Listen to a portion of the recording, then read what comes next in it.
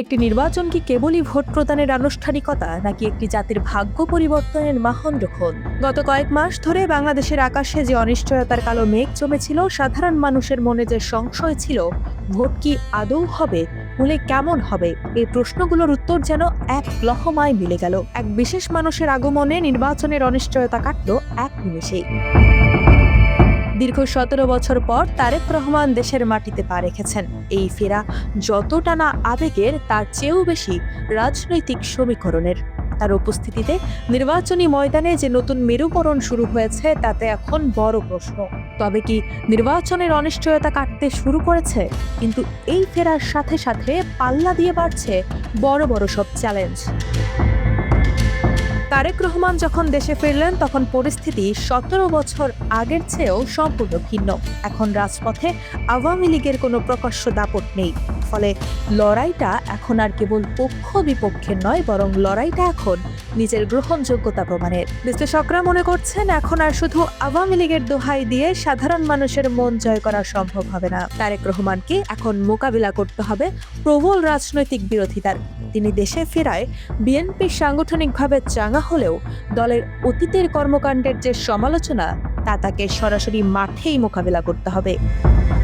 BNP সূত্রে জানা গেছে, তারেক রহমান হয়তো সব জনসভায় সশরীরে যাবেন না। নিরাপত্তার স্বার্থে অনেক জায়গায় তাকে লন্ডনের মতো করেই ভার্চুয়ালি যুক্ত হতে দেখা যাবে। বিশ্লেষকদের মতে, এই নিরাপত্তা ইস্যু তার স্বাধীন চলাফেরার ক্ষেত্রে বড় বাধা হতে পারে, যা সরাসরি ভোটারদের সাথে সংযোগ স্থাপনে তাকে চ্যালেঞ্জের মুখে ফেলবে। সবচেয়ে চমকপ্রদ মোড় হলো নির্বাচনী প্রতিপক্ষ।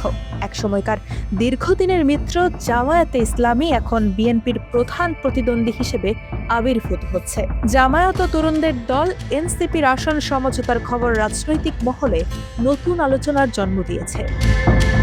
বিএনপি যদি এখন নির্বাচনী প্রচারে জামায়াতের পুরনো ভূমিকা সামনে আনে, তবে জামায়াতও বিএনপির শাসনের সময়কার বিতর্কিত বিষয়গুলো তুলে ধরবে। এই পাল্টাপাল্টি পরিস্থিতি বিএনপির উপর এক ধরনের বাড়তি মানসিক ও রাজনৈতিক চাপ তৈরি করবে, বিশেষ করে নতুন প্রজন্মের ভোটাররা, যারা অতীত নয় বরং ভবিষ্যতের সুনির্দিষ্ট রোডম্যাপ দেখতে চায়। তাদের কাছে নিজেকে যোগ্য প্রমাণ করা হবে তারেক রহমানের জন্য সবচেয়ে বড় অগ্নি পরীক্ষা।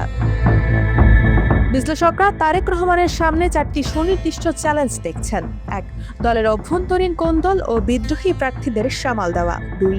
নির্বাচনী ময়দানে বিরোধীদের কৌশলগত মোকাবেলা। 3. দেশ পরিচালনায় তার প্রস্তাবিত পরিকল্পনার দক্ষতা ও সততা প্রমাণ করা। 4.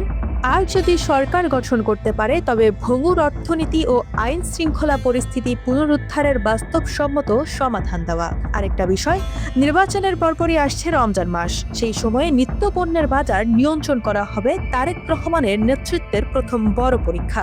শুধু মুখে পরিবর্তনের কথা না বলে 5ই আগস্টের পর দলের কিছু নেতাকর্মীর বিরুদ্ধে ওঠা দখলদারিত্বের অভিযোগের বিরুদ্ধে তিনি কি ব্যবস্থা নেন, দেশের মানুষ এখন সেটাই পরখ করবে।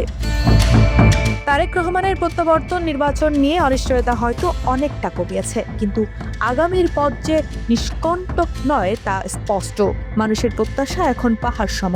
এই প্রত্যাশার পারদ তিনি কতটা ধরে রাখতে পারবেন? তিনি কি পারবেন দলীয় স্বার্থের ঊর্ধ্বে উঠে নিজেকে জাতীয় নেতায় রূপান্তরিত করতে? তারেক রহমান তার বক্তৃতায় প্রতিহিংসা ভুলে সামনে এগোনোর কথা বলেছেন, কিন্তু সেই শান্তিময় আগামীর পথে তার দল কতটা প্রস্তুত আর সাধারণ মানুষ তাকে কতটা গ্রহণ করবে, তার চূড়ান্ত উত্তর দেবে আগামীর ব্যালট পেপার।